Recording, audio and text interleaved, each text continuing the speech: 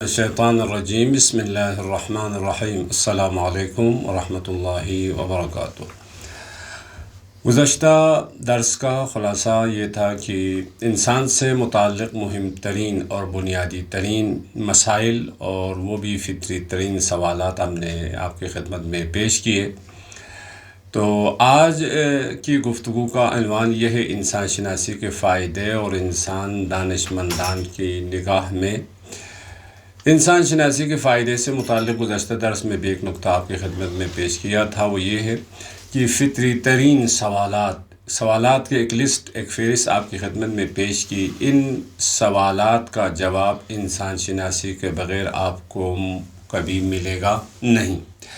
تو اسی گفتگو کو مزید آگے بڑھاتے ہیں۔ اس کا دوسرا فائدہ یہ ہے انسان شناسی خدا شناسی کا مقدمہ ہے، یعنی اگر ہمیں خود اپنے بارے میں معرفت ہو جائے اور علم ہو جائے اور شناخت ہو جائے، انسان کی حقیقت سے آگاہ ہو جائے، تو یہ خود بخود خدا کی معرفت کا باعث اور خدا کی شناخت کا باعث بن سکتی ہے، کیونکہ یہ دو جہت سے پہلی جہت یہ ہے کہ انسان خلیفہ خدا ہے۔ خلیفہ کی شناخت اس حیثیت سے کہ خلیفہ ہے، مستخلف عنہ کی معرفت ہو جاتی ہے، یعنی آپ جس کا جانشین ہے تو آپ کی شناخت اور آپ کی معرفت سے جس کا آپ جانشین ہے اس کی بھی معرفت ہو جاتی ہے، کیونکہ جانشین اپنے تمام ابعاد وجودی میں، آثار، احکام اور تدابیر میں جس کا جانشین ہوتا ہے اس کی طرح ہوتا ہے۔ جیسا کہ فارسی میں یہ کلمہ نمائندہ کہتے ہیں، نمائندہ ہے یعنی یہ جس کا نمائندہ ہے اس کو نمایاں کر کے پیش کرتا ہے، اس کو آشکار کر کے پیش کرتا ہے، اس کو واضح روشن کر کے پیش کرتا ہے۔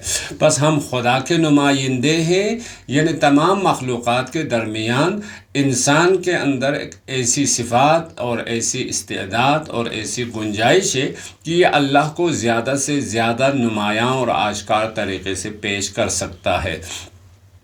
اس حقیقت کو سورہ اعراف میں ارشاد فرمایا ہے وَأَشْهَدَهُمْ عَلَىٰ أَنفُسِهِمْ الست بربکم قالوا بلا شہدنا، ان پر یعنی خود انسانوں پر، انسانوں کو گواہ بنا کر پوچھا کیا میں تمہارا پروردگار نہیں ہوں؟ سب نے کہا ہاں تو ہمارا پروردگار ہے، اس کی ہم گواہی دیتے ہیں۔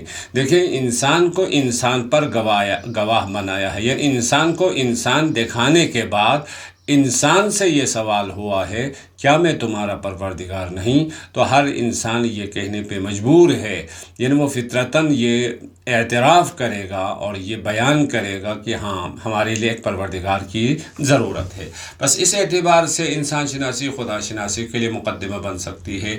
ایک اور جہت سے وہ یہ ہے کہ انسان میں الہی روح ڈالی گئی ہے، یعنی رنگ الہی کی تجلی ہے۔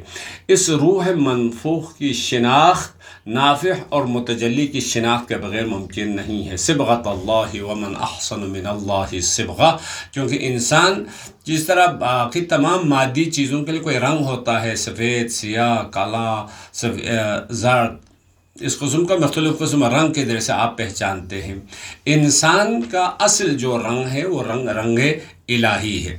اس اعتبار سے انسان شناسی کا ایک فائدہ یہ ہے کہ خدا شناسی تک یہ اس کا سبب بن سکتا ہے۔ دوسرا دیکھیں پوری دنیا میں جتنے بھی مکاتب فکر ہیں ان تمام مکاتب فکر میں انسان کی تعلیم و تربیت کی بات ہوتی ہے۔ جب تعلیم و تربیت کی بات ہوتی ہے تو تعلیم تو ٹھیک ہے، آپ کچھ معلومات اس کو سکھا دیں، لیکن تربیت کی جب بات ہوتی ہے، تربیت کا موضوع کیا ہے، کس چیز کی ہم تربیت کریں، کیسے تربیت کریں، تربیت کے اہداف و مقاصد کیا ہے، تو تربیت کے موضوع کے لیے انسان شناسی کے بغیر ممکن نہیں ہے، کیونکہ ہدایت کی راہ میں بہترین توشہ علم واقعی اور عمل صالح ہے۔ وہ انسان جو متکامل ہے اور رشد پذیر ہے اور وہ ہمیشہ تکامل کی طرف بڑھتا ہے، اس کی اصلیت کا نچوڑ علم حقیقی اور عمل صالح ہے۔ خلاصہ کلام انسان کی تربیت کرنے کے لیے انسان کی شناخت ضروری ہے، کیونکہ آپ کسی چیز کی پرورش کرنا چاہتے ہیں، کسی چیز کو پالنا چاہتے ہیں تو اس کی حقیقت کیا ہے، اس کی ضرورت کیا ہے، اس کو پال کے کیا کرنا ہے معلوم ہونا ضروری ہے۔ چوتھا فائدہ یہ ہے کہ خود فراموشی کہ اس دلدل سے انسان کو نجات ملتی ہے۔ اگر آپ انسان شناس ہو جائیں، خود کی شناس اور خود کی معرفت ہو تو کبھی بھی خود سے غافل نہیں ہوتا ہے۔ ہم اکثر اوقات خود سے غافل ہوتے ہیں، خود کو فراموش کرتے ہیں، اس وجہ سے کیونکہ خود کے بارے میں آگاہ نہیں ہے۔ اگر خود کے بارے میں آگاہ ہوتے تو کبھی خود فراموشی کی اس مصیبت میں ہم گرفتار نہ ہوتے۔ جیسے کہ قرآن نے بھی ارشاد فرمایا أَتَأْمُرُونَ النَّاسَ بِالْبِرِّ وَتَنْسَوْنَ أَنفُسَكُمْ وَأَنْتُمْ تَتْلُونَ الْكِتَابَ افلا تعقلون یا ولا تکونوا كالذین نسوا اللہ فانساہم انفسہم فاولئک هم الفاسقون۔ پس دیکھیں، خود فراموشی اصل میں انحراف کا آغاز ہے۔ انسان منحرف ہوتے ہیں، کہتے ہیں ہم راستے سے بھٹک جاتے ہیں، صراط مستقیم سے نکل جاتے ہیں، سیدھی راہ سے نکل جاتے ہیں، شاہراہ ہدایت سے یہ پھسل جاتا ہے۔ تو یہ پھسلنے کی اصل وجہ کیا ہے؟ خود فراموشی ہے۔ خود فراموشی کی بنیادی ترین وجہ خود ناآگاہ ہونا ہے، خود کے بارے میں معرفت کا نہ ہونا، شناخت کا نہ ہونا۔ میں کون ہوں، میری حقیقت کیا ہے، میرے نقصانات کیا ہے، میں نے کیا کرنا ہے، معلوم نہیں ہوتا ہے تو خود سے غافل ہو جاتا ہے۔ اور واضح سی بات ہے، آپ کسی چیز کے بارے میں پوری توجہ کے ساتھ، پوری توانائی کے ساتھ آپ کے پاس شناخت ہوگی، معرفت ہوگی، آگاہی ہوگی، اس کی اہمیت کا آپ کو علم ہوگا تو کبھی آپ اس سے غافل نہیں ہوتے ہیں۔ پانچواں جو فائدہ ہے وہ بہت ہی اہمیت کا حامل ہے، وہ یہ ہے دنیا میں جتنے بھی علوم ہیں، آپ مختلف عناوین کے جیسے علوم کی تقسیم کرتے ہیں، لیکن جتنے بھی علوم ہیں ان تمام علوم میں انسان شناسی کا نتیجہ ظاہر ہوتا ہے۔ وہ کیسے؟ تمام علوم کے مبادی میں، یعنی تمام علوم کی ابتدا میں انسان شناسی ہے۔ آپ جب علم کی بات کرتے ہیں تو علم کس کے پاس ہوتا ہے؟ انسان کے پاس ہوتا ہے۔ یعنی خود انسان علم حاصل کر سکتا ہے یا نہیں کر سکتا ہے؟ علم حاصل کر سکتا ہے تو کتنے طریقوں سے علم حاصل کر سکتا ہے؟ علم حاصل کر سکتا ہے تو یہ جو علم اس انسان کے پاس ذخیرہ کیا ہے وہ کہاں ہے؟ اس کے مغز میں ہے، اس کے سینے میں ہے، اس کے نفس کہاں ہے، اس کے روح کہاں ہے، کہاں ہے؟ جب تک آپ کو خود کے بارے میں پتہ نہیں ہوگا میں علم حاصل کر سکتا یا نہیں، علم حاصل کر سکتا ہوں تو کتنے طریقوں سے علم حاصل کر سکتا ہوں، وہ علم جو میں نے حاصل کیا ہے یا وہ چیز جس کے بارے میں میں جانتا ہوں وہ علم میرے کہاں ہے، وہ علم مادی ہے یا غیر مادی ہے، تو ظاہر سی بات ہے جب تک انسان شناسی کا مسئلہ حل نہیں ہوگا، علوم کے یہ جتنے بنیادی سوالات ہیں ان سوالات کا جواب بھی حل نہیں ہوتے ہیں۔ دوسرا یہ ہے بہت سارے علوم جس کو ہم علوم انسانی کہتے ہیں یا سوشل سائنس کہتے ہیں۔ علوم انسانی کا ڈائریکٹ موضوع ہی انسان ہے۔ مثلا جب آپ کہتے ہیں فقہ کی بات کرتے ہیں، آپ عقائد کی بات کرتے ہیں، آپ اخلاقیات کی بات کرتے ہیں، آپ سیاسیات کی بات کرتے ہیں، آپ روان شناسی نفسیات کی بات کرتے ہیں، آپ حقوق کی بات کرتے ہیں، ان تمام علوم کا موضوع ہی خود انسان ہے۔ اگر آپ کو انسان کے بارے میں علم نہ ہو، انسان کے بارے میں معلوم کیا شناخت نہ ہو تو آپ کیسے کہہ سکتے ہیں انسان کے لیے اس قسم کی سیاست کی ضرورت ہے یا نہیں ہے، انسان کی نفسیات کیا ہے، انسان کے حقوق کیا ہے، انسان کے احکام کیا ہے، انسان کی تعلیم و تربیت کا طور و طریقہ کیا ہے۔ اور جب تک انسان کے بارے میں شناخت نہیں ہوگی ان تمام علوم کا موضوع بھی مجہول ہوگا۔ تیسری جہت یہ ہے کہ بعض علوم کا موضوع انسان نہیں ہے، جیسے کیہان شناسی ہے، جیسے ریاضیات ہے، جیسے فلکیات ہے، جیسے علم ہیئت ہے وغیرہ۔ بعض علوم کا موضوع انسان نہیں ہے، لیکن ان علوم کا مقصد کیا ہے، ان علوم کی غایت اور ہدف کیا ہے؟ ہدف اسی انسان کی خدمت کرنا ہے، اسی انسان کی تعالی کے لیے، انسان کے رشد کے لیے، انسان کی بھلائی کے لیے۔ خب یہ انسان ہے کیا آپ کو معلوم نہیں ہے تو اس انسان کی بھلائی کس چیز میں ہے، اس انسان کی خدمت ہم کس طرح سے کریں، کون سی چیز اس کے لیے خدمت شمار ہوگی، کون سی چیز خدمت شمار نہیں ہوگی، یہ سب مجہول ہے۔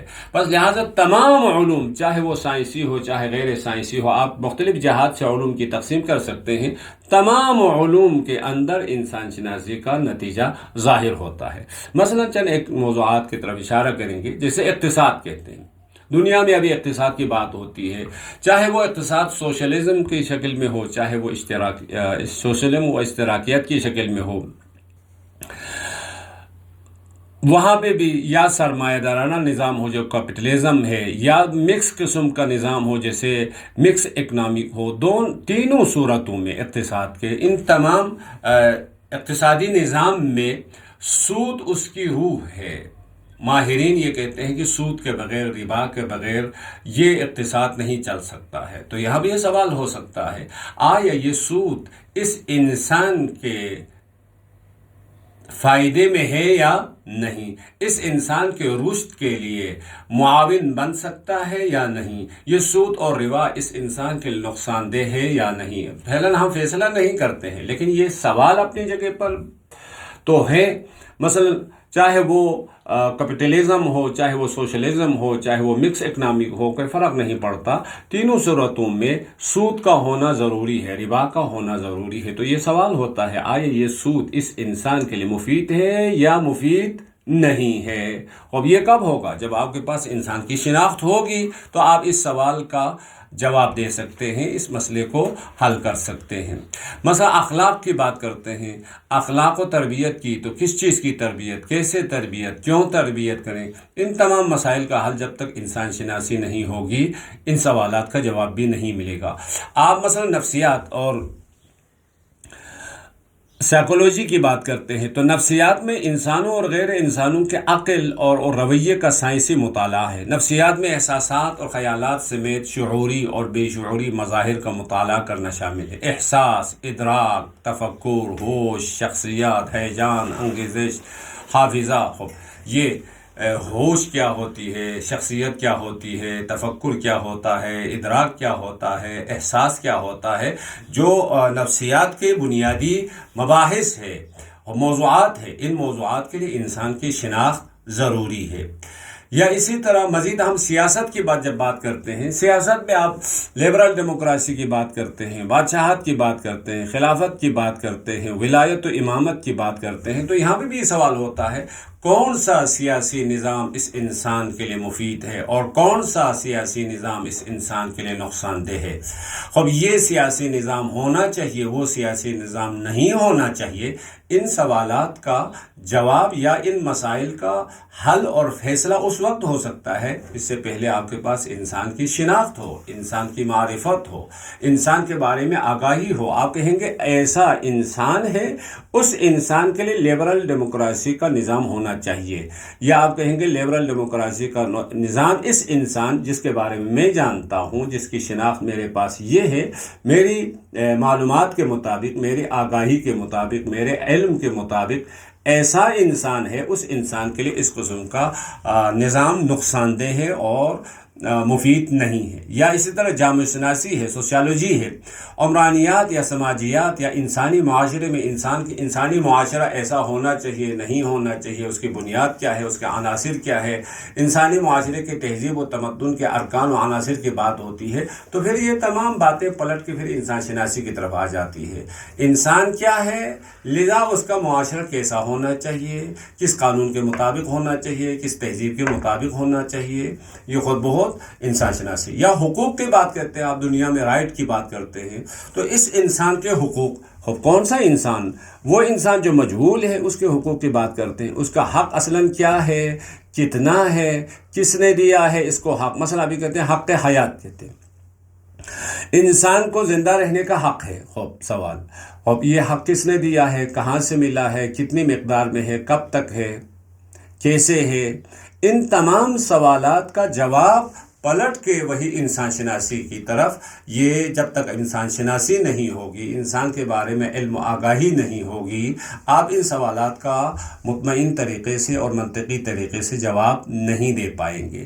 لہذا انسان شناسی مختلف جہات سے اس کے بہت بڑے فائدے ہیں، لیکن افسوس کے ساتھ ہمیں کہنا پڑتا ہے ہم معمولاً اس بہت ہی بنیادی اور حیاتی اور اساسی موضوع سے غافل رہتے ہیں، اپنے بارے میں غافل ہیں، یعنی بہت ساری چیزوں کو جاننے کی ہم کوشش کرتے ہیں لیکن خود سے غافل رہتے ہیں۔ جب خود سے غافل ہیں تو بہت سارے مسائل میں ہم مبتلا ہو جاتے ہیں۔ اسی لیے مولانا روم نے خوبصورت طریقے سے کہا، روزہا فکر من این استو ہمیں شب سخنم کہ چرا غافل از احوال دل خویش تنم۔ شب روز میں غور و فکر کرتا ہوں تو اس نتیجے پہ پہنچتا ہوں، چرا غافل از احوال دل خویشتنم، اپنے آپ سے غافل کیوں ہوں؟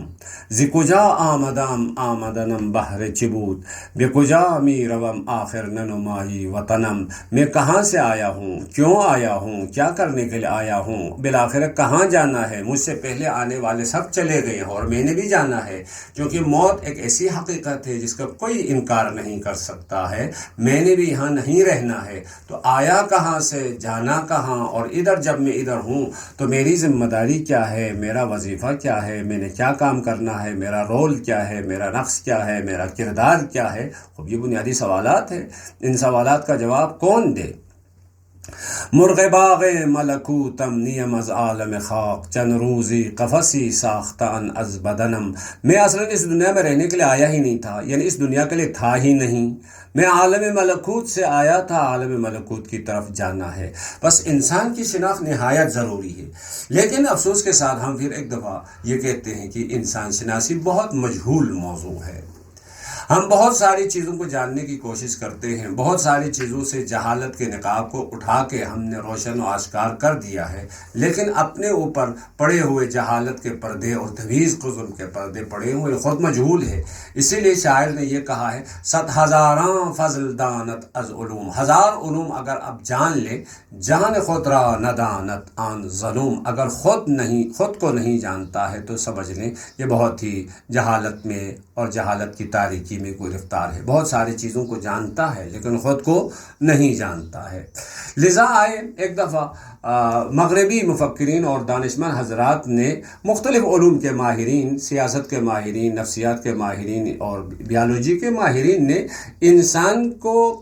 انسان کی معرفی کرنے کی کوشش کی ہے، انسان کو پہچانوانے کی کوشش کی ہے، یعنی وہ اپنی آگاہی کے مطابق، اپنی شناخت کے مطابق، اپنی بساط کے مطابق انسان کے بارے میں کچھ نظریات پیش کیے ہیں۔ ذرا دیکھ لیتے ہیں۔ سب سے پہلے جناب ارسطو نے انسان کے بارے میں، انسان کی حقیقت کو بیان کرنے کے لیے اس نے کہا انسان ایک حیوان ناطق ہے۔ حیوان واضح سی بات ہے، آپ کے لیے مفہوم ہے، یعنی ایک جانور ہے لیکن ناطق ہے، یہ کلیات کو درک کر سکتا ہے، علم حاصل کر سکتا ہے۔ ایک ایسا جانور جو کلیات کو درک کر سکتا ہے۔ کارل مارکس جس کا نظریہ بہت ہی معروف ہے، وہ انسان کے بارے میں کہتے ہیں یہ انسان معاشرتی حیوان ہے، یعنی سوشل اینیمل ہے، یعنی حیوانوں کی تقسیم کرتے ہوئے وہ کہتے ہیں ایک قسم کا حیوان ہے جو جنگلوں میں، بیابان میں، صحراؤں میں رہتا ہے، اور ایک اور جانور ہے وہ معاشرے میں مل جل کر رہتا ہے، یعنی معاشرتی حیوان ہے انسان، مل جل کر رہنے والا جانور کا نام ہے۔ سیگمنڈ فرائڈ جو علم نفسیات اور سائیکولوجی کے بہت ہی معروف ہے، وہ اپنے اس سائیکولوجی کے تقسیم کے مطابق، شعور اور لاشعوری کے تحت کے مطابق انسان کے بارے میں یہ کہتے ہیں انسان کے سب سے بڑی صفت اور سب سے بڑی خصوصیت اس کی شہوت اور سیکس ہے، یا یہاں تک وہ افراد کرتا ہے انسان کے ہاں سب کچھ وہی ہے۔ ہاں، سیکس کی صفت انسان کی کچھ ہے، اس میں کوئی شک نہیں، ہم انکار نہیں کرتے ہیں، لیکن اس کے نظریے کے مطابق سب کچھ وہی ہے، یعنی ایک شہوت پرست موجود ہے انسان، ایک وہ بھی شہوت سے مراد سیکس مراد ہے۔ اسی طرح مزید آگے بڑھتے ہیں، جناب نیچے جو جرمن کا بہت بڑا معروف فلسفی گزرا ہے، وہ کہتے ہیں انسان ول ٹو پاور، یعنی ارادہ برائے طاقت، وہ بھی مادی طاقت، ہمیشہ مادی طاقت کے تلاش میں رہنے والا ایک موجود ہے۔ اچھا، ویلیم ریچ کہتے ہیں قابل اعتماد جانور ہے وہی جانور ہے، لیکن جانور کے دو قسم ہیں، ایک قسم قابل اعتماد نہیں ہے، اس کے نظریات پہ آپ اعتماد نہیں کر سکتے ہیں، لیکن انسان ایک ایسا جانور ہے جس پہ اعتماد کر سکتے ہیں اور اسے آپ علمی طور پر استفادہ کر سکتے ہیں۔ فرانکل کہتے ہیں انسان ایک جانور ہے لیکن ناشناختہ ہے، مجہول جانور ہے، کیا ہے معلوم نہیں۔ اسی طرح چارلس ڈارون اپنے نظریے ایولیشن کے مطابق وہ یہ کہتے ہیں انسان کسی حکیم نے، کسی علیم نے، حکمت والے، علم والے نے حکمت کے مطابق، علم کے مطابق بنایا ہو، ایسا نہیں، بلکہ ان جانوروں میں ارتقائی تبدیلی آنے کی وجہ سے، انشاءاللہ بعد میں ہم ارتقاء کے بارے میں گفتگو بھی کریں گے، ارتقاء کی وجہ سے خود بخود انسان وجود میں آیا ہے۔ جان پال سارٹر جو کہتے ہیں وہ یہ کہتے ہیں انسان بنیادی طور پر آزاد ہے، وہ بھی آزاد سے مراد آزادی مطلق مراد ہے، یعنی کسی قید و بند کے بغیر آزاد ہے، خدا سے بھی آزاد ہے، دین سے بھی آزاد ہے، معنویت سے بھی آزاد ہے، انسانیت سے بھی آزاد ہے، وہ ایک بے لگام موجود ہے۔ اچھا، اسی طرح یہ جان فرانسوا کہتا ہے حیران کن جانور ہے، یعنی ایک ایسا جانور ہے جس کے کرتب اور جس کے کردار، اس کے اٹھنا بیٹھنا، رہن سہن طور طریقہ بہت حیران کن ہے، یعنی ایک شگفت انگیز جانور ہے۔ خلاصہ کارل مارکس جو علم حیاتیات یا بیالوجی کا ماہر تھا، اس نے آخر میں یہ جو کتاب لکھی اس میں کہا انسان موجود ناشناختہ ہے، یعنی انسان ایک ایسا موجود ہے جو اب تک ہمیں کسی دانشمند حضرات اور ماہرین میں سے کسی کو معلوم نہیں ہوا ہے۔ ہم نے بہت ساری چیزوں کو جاننے کی کوشش کی ہے، لیکن انسان مجہول رہ گیا ہے۔ ژان ژاک روسو کہتے ہیں انسان ایک وحشی ہے، بیابانی ہے، جنگلی ہے، لیکن ہے اس کی طبیعت اچھی ہے، یعنی اس کو آپ اہلی بنا سکتے ہیں۔ جس طرح حیوانوں میں بعض حیوان کو آپ اہلی بنا کے گھر میں رکھتے ہیں تو وہ آپ کے ساتھ رہنا شروع کرتے ہیں، اور بعض حیوان اس کے اندر وہ وحشی اور درندگی باقی رہتی ہے، وہ آپ گھر میں نہیں رکھ سکتے ہیں، جیسے بھیڑیا ہے، چیتا ہے، شیر ہے وغیرہ۔ تو یہ حیوان بھی اصل میں ہے وہی وحشی ہے، لیکن اس کو اہلی آپ بنا سکتے ہیں۔ یا توماس ہابس جو معروف علم سیاست کا ماہر گزرا ہے، وہ کہتے ہیں انسان ایک معاشرتی بھیڑیا ہے، اور ایک بھیڑیا ہے تو اس بھیڑیے کا کام یہ ہے چیر پھاڑ کرنا ہے، لہٰذا اس بھیڑیے کو لگام دینے کے لیے سخت قسم کے قانون بنانے کی ضرورت ہے۔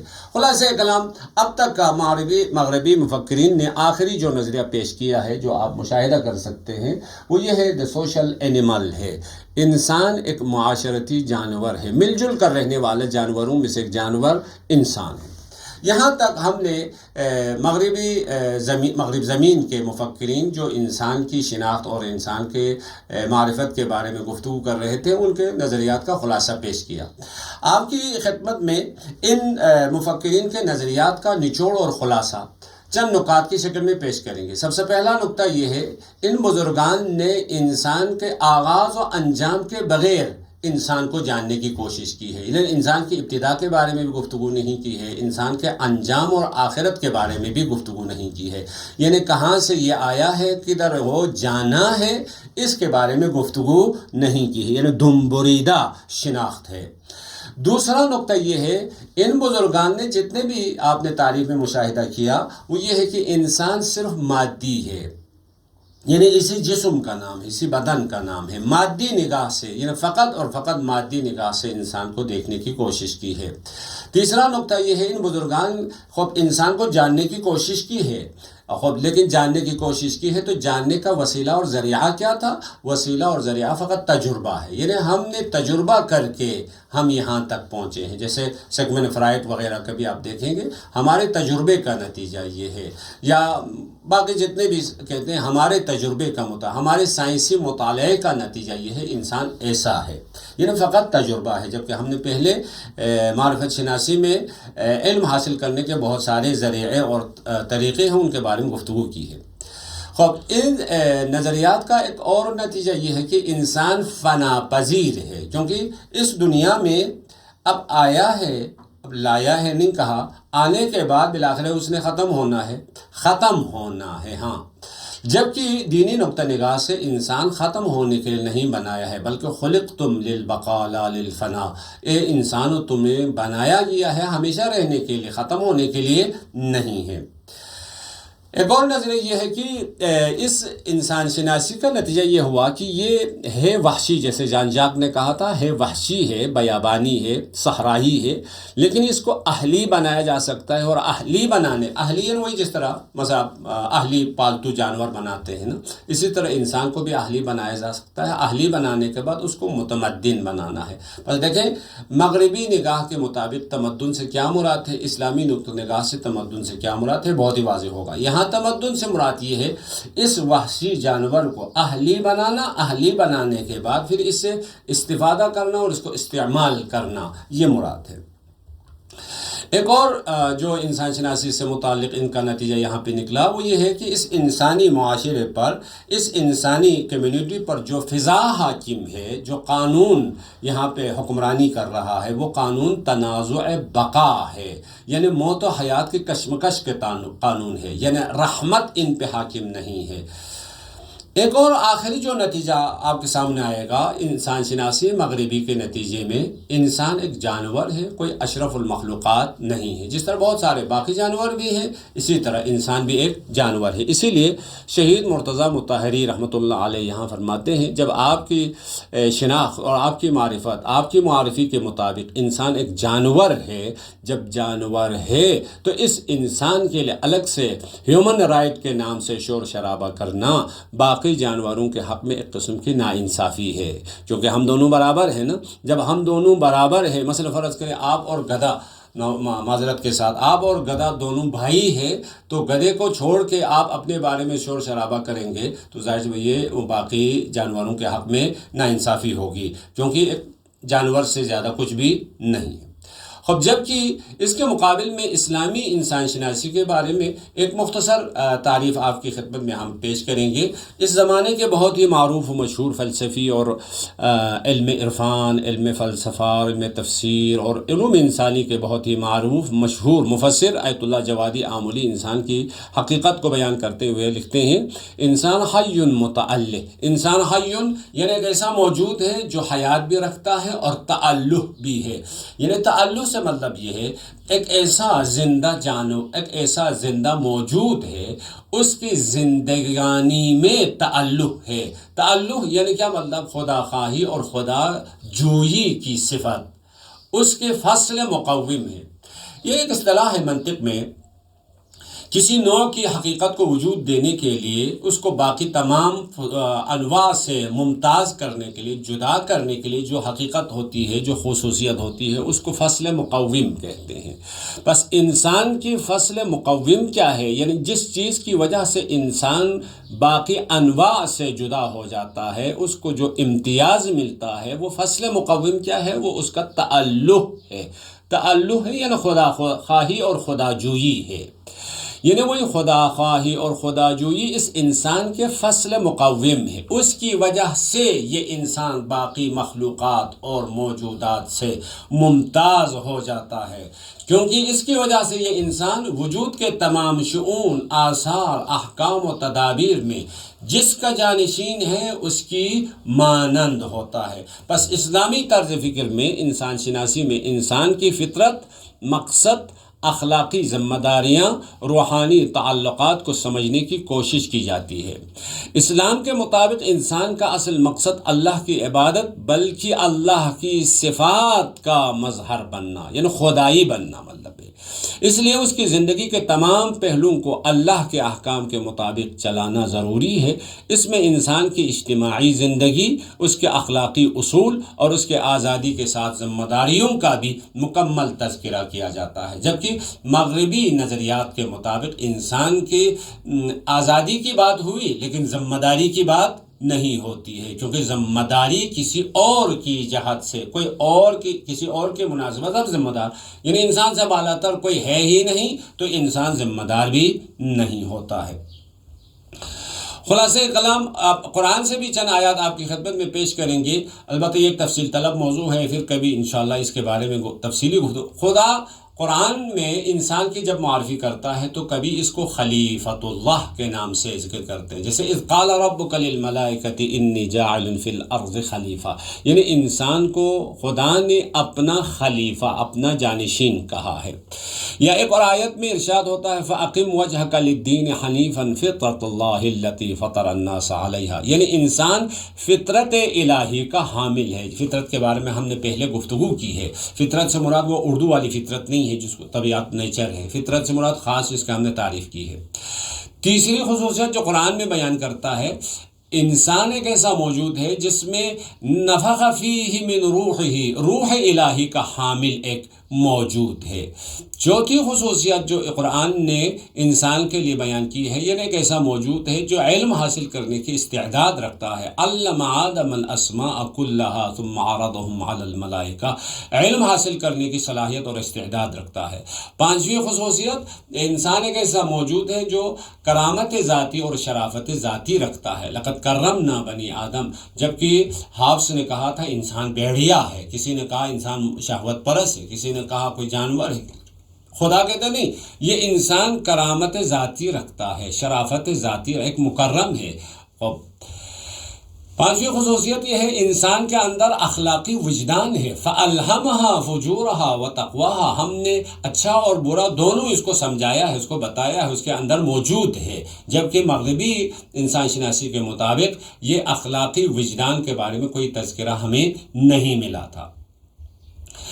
انسان قدرت اختیار و انتخاب رکھتا ہے، حق و باطل یعنی صحیح اور غلط، درست اور نادرست کے درمیان انتخاب کرنے کی قدرت اور توانائی رکھتا ہے۔ انا ہدیناہ السبیل اما شاکرا و اما کفورا۔ خب انسان کے بارے میں قرآن کا انسان دو پہلو رکھتا ہے، ایک پہلو اس کا مادی ہے، جسمانی ہے، بدن ہے، ایک اور پہلو ہے جو اس کی اصل ہے، اس کی حقیقت ہے، اس کی جان اور اس کی روح ہے۔ پس قرآن کی نظر میں دو بعدی یعنی ملکوتی اور ملکی اور ملکوتی، خاکی اور آسمانی، مجمع ازداد نیک و بد کے حامل ہے۔ جیسے کہ اس آیت میں ارشاد ہوتا ہے خلقنا النطفۃ علقۃ فخلقنا العلقۃ مضغۃ فخلقنا المضغۃ عظاما فکسونا العظام لحما۔ یہاں تک قرآن نے انسان کے ملکی اس پہلو کو، اس بدن کو، اس مادے کو ذکر کیا ہے۔ ثم انشأناہ خلقا آخر فتبارک اللہ احسن الخالقین، پس پھر اس کے بعد ہم نے اسے ایک دوسری مخلوق بنا دیا، پس بابرکت ہے وہ اللہ جو سب سے بہترین خالق ہے۔ انسان کے دوسرے پہلو اور دوسری حیثیت کو بھی ذکر کیا ہے۔ بہرحال قرآنی انسان شناسی کے مطابق انسان کی عظمت اشرف المخلوقات ہے، انسان کو اللہ نے تمام مخلوقات میں اشرف قرار دیا ہے۔ یہ انسان اس حد تک اس کا مقام و مرتبہ ہے، ملائکہ اس کی تعظیم کرتے ہیں، اللہ نے فرشتوں کو آدم کو سجدہ کرنے کا حکم دیا۔ علم کی فضیلت، انسان کو علم اور بیان کی صلاحیت عطا کی ہے، قرآن نے انسان کو اس طرح سے بیان کیا ہے۔ تو حقیقت میں قرآن کی نگاہ میں انسان شناسی کا اگر خلاصہ ہم بیان کرنا چاہیں گے تو آپ یہاں اس اسکرین پہ دیکھ سکتے ہیں، مثلا یہاں اللہ سے یہ سفر شروع ہوا ہے، دنیا میں آیا ہے، یہ سفر چلے گا اللہ کی طرف۔ اس کا خلاصہ ہے انا للہ و انا الیہ راجعون۔ سفر کا آغاز اللہ سے، سفر کا اختتام کہیں یا سفر کا انجام اللہ کی طرف سے ہے۔ اسی لیے قرآن کی آیت میں یہ ارشاد ہوتا ہے یا ایھا الانسان انک کادح الی ربک کدحا فملاقیہ۔ ہر انسان نے اللہ سے ملاقات کرنی ہے، لیکن ملاقات کرنے کی کیفیت ہر ایک کی مختلف ہو جائے گی۔ بس لہٰذا انسان شناسی بہت ضروری ہے۔ انسان کی شناخت کے بنیادی محور انسان کی تخلیق کا ہدف یعنی مقصد تخلیق کیا ہے، ہدف تک پہنچنے کی راہ اور رہنما کیا ہے، ہدف تک جانے کا وسیلہ اور حرکت کی کیفیت کیا ہے، حرکت کی ہدف کے اس راہ میں رکاوٹیں کیا ہو سکتی ہیں، اس کو جاننا ضروری ہے۔ لیکن انسان کی تخلیق کے اہداف کی شناخت کے لیے دو چیزوں کی شناخت ضروری ہے، خالق کی شناخت یعنی بنایا کس نے، خب علم والے نے بنایا ہے تو اسی حساب سے آپ مقصد معین کریں گے، کسی حکمت والے نے بنایا ہے اسی حساب سے، نہیں علم کے نتیجے میں نہیں، حکمت نہیں، تو اس صورت میں اس کے لیے الگ سا مقصد ہوگا۔ اور خود شناخت مخلوق یعنی انسان کی شناخت، خود انسان کے بارے میں آپ مطالعہ کریں گے، آپ تحقیق کریں گے، آپ غور و فکر کریں گے، اپنے گریبان میں جا کے دیکھیں گے تو خود بخود انسان میرے لیے کیا مقصد ہونا چاہیے، میری تخلیق کا مقصد کیا ہونا چاہیے یہ بھی بتا سکتا ہے۔ لیکن ہم پہلے شناخت خالق کے بارے میں گفتگو کریں گے۔ شناخت خالق یعنی اس انسان کو بنانے والا کون ہے، کیسا ہے، اس کی صفات کیا ہے، اس کے بارے میں جاننے کے لیے تو البتہ بہت سارے طریقے ہیں۔ خدا کی شناخت کے لیے بعض بزرگان کہتے ہیں الطرق الی اللہ بعدد انفاس الخلائق، یا الطرق الی اللہ بعدد انفاس الخلائق، خدا تک پہنچنے کے لیے، خدا کی شناخت کے لیے جتنے بھی مخلوقات ہیں، ہر مخلوق خدا کے لیے ایک علامت ہے، ایک اثر ہے۔ بہت سارے طریقے ہیں، لیکن دو بہت ہی آسان طریقے، ان میں سے ایک طریقہ یہ ہے آفاق یعنی ہستی شناسی، دوسرا طریقہ یہ ہے آیات انفس یعنی انسان شناسی۔ انسان کے نفس میں، انسان کی حقیقت میں جب ہم غور و فکر کریں گے تو اس طریقے سے بھی ہمیں خدا کی صفات، خدا کی قدرت، خدا کی حکمت، خدا کا علم اور خدا کی رحمت کے بارے میں یقین ہو جاتا ہے۔ اس آفاق اور ہستی اور عالم کی شناخت کے بارے میں آپ جب گفتگو کرتے ہیں تو اس عالم کی عجائبات، عالم کے اس کے خوبصورتیاں، عالم کے پر موجود جو تدبیر ہے، عالم کے اندر جو زیبائیاں موجود ہے، جو خوبصورتیاں موجود ہے، اس سے بھی ہمیں خدا کی قدرت لامتناہی، خدا کے علم لامتناہی، خدا کی حکمت لامتناہی، خدا کے رحمت لامتناہی کے بارے میں علم ہو جاتا ہے۔ خدا کی بارگاہ میں ہم دعا کرتے ہیں، پروردگارہ ہمیں انسان کی شناخت اور خدا کی شناخت کے ساتھ زندگی کرنے کی توفیق عطا فرما۔